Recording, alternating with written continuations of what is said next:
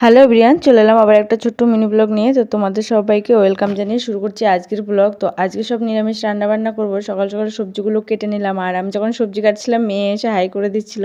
যাই হোক, এদিকে বাথরুমে ঢুকলাম জামা কাপড় কাচতে, জামা কাপড় কেচে স্নান করে এসে রান্নাটা বসিয়ে দিয়েছি, ভাতটা নামিয়ে দিলাম, তারপরে সয়াবিনের ডালটা করে নিয়েছি, আর পাঁপড় ভাজলাম, আর কুমড়ো পটল ভাজলাম। এদিকে এগুলো কেচে দিয়েছিলাম, শুকিয়ে গেছে। তো খাওয়া দাওয়ার পরে সব ভাজ করে রেখে দিলাম।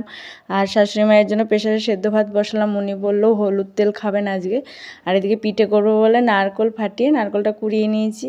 তো চালটা ধুয়ে রাখলাম, এদিকে চিনিটা পাউডার করে নিয়েছি। চিনিটা যেহেতু অনেকটা মোটা, মানে মাখলে গলতে টাইম লাগবে, সেজন্য চিনিটা মিক্সার করে নিলাম, আর চালগুলো আমি মিক্সারেই পাউডার করে নিয়েছি। আর ভাত দিয়েছিলাম আমি এক বাটি, যাতে বড়াগুলো খুব সফট হয় আর লুচির মতো ফোলে।